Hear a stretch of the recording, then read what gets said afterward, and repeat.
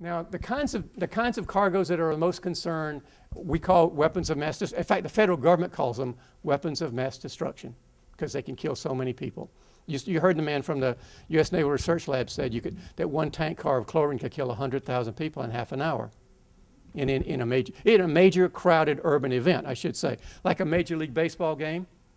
If a cloud drifted from over the Philadelphia Phillies baseball game, you could kill tens of thousands of people. You also have flammables and things like explosives, like ammunition. You know, anytime there's a lot of military stuff traveling. Okay, Ken. And the way you look at what could happen is to look at a toxic gas plume, you know, and look at how far the cloud can go. And do a worst case scenario. Americans insist on knowing what the worst case scenario is. I mean, when EPA was doing their regulations about chemical plants, they said, the industry said, well, why don't we just tell them what a 1/4 worst case scenario could be? And EPA just said, look, in every American community, is somebody going to stand up and say, I want to know your damn worst case scenario. Don't tell me your 1/4 worst case scenario. Americans have got a right to know. We have 2 major federal right to know laws that we ought to be using much more vigorously, but they have been subverted by local officials and by the industry. You have a local emergency planning committee. And here's the bet I make to people when I'm talking to media people. I say, if I'm talking to a reporter, I say, you know what, I will buy you a lunch if your local emergency planning committee has ever walked into your newsroom, your TV newsroom or your newspaper newsroom and said, we're supposed to communicate risk to the public. Would you, the media, help us by showing a map like this in your newspaper or on your TV? I said, I'll buy you a lunch if your local emergency planning committee has ever done that. And I've never had to buy a lunch. Never. Because our democratic right-to-know laws have been subverted. The local emergency planning committee people, they all look deep into each other's eyes and say, let us not alarm the public. Let us not alarm the public. Which means, of course, let's don't have any accountability here at all about the risks that people are exposed to. And let's don't have an appropriate level of concern and an appropriate level of emergency planning because people don't damn know how much of a risk they're being put at. You know? And so what do you know? We have a big disaster and everybody's really surprised. Nobody told us this could happen. And the U.S. Chemical Safety Board, I have to say, to our shame, has looked at 6 big accidents around the country, and they evaluated the emergency response preparedness in the communities. In every case, they said it was very inadequate. And they compared U.S. communities' unpreparedness to Bhopal, India. I mean, things are bad. All of us like to think that our emergency responders out there are not only brave and, you know, good-hearted, you know, our heroes and all, but that they're also very well trained and very competent and prepared. Well, the problem is they aren't.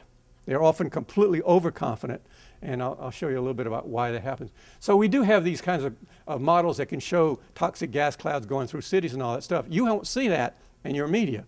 You know, our media is not really helpful about this stuff either, although some media people have done a good job, I must say, in some of these fights we've had around the country. Okay. The community right to know laws that we have were passed in 1986 and 1990. There's 4,100 local emergency planning committees, and hardly a damn one will tell the truth to the public.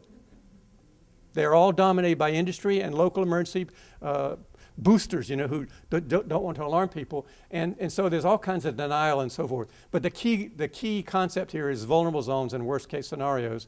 And by the way, the information the railroads have about their flows of cargoes through your community, you know, what chemicals come, that's not a big secret. I mean, that is not something that they have a right to say you can't learn about it. It just takes pressure. The fact is, there's no law that says they can't give you that information. And they should be giving you that information. But these days, of course, they say, well, it might fall into terrorist hands. I mean, as if the terrorists need us to teach them what to attack. I mean, these cargoes are giant chemical tank cars with placards on the side that clearly give you a number that shows you what's in them, right? The UN placard number. And some of you probably have that little orange book that you can use to decode the numbers. And they lumber slowly through your community, these giant rail tank cars. I mean, this is like elephants tiptoeing through the tulips. You know, this is not some kind of invisible cargo that people are going to be tipping off the terrorists as to what to attack. Okay, Kevin, let's move. So in the Cincinnati City Council, the city council member had, you know, people have struggled with the railroads a long time, and here's their conclusion. The railroads only speak with God, you know. I was raised a Catholic, and so I know about how, you know, like when I got my confirmation, you have to learn how to kiss the bishop's ring, and, you know, those are the princes of the church, right?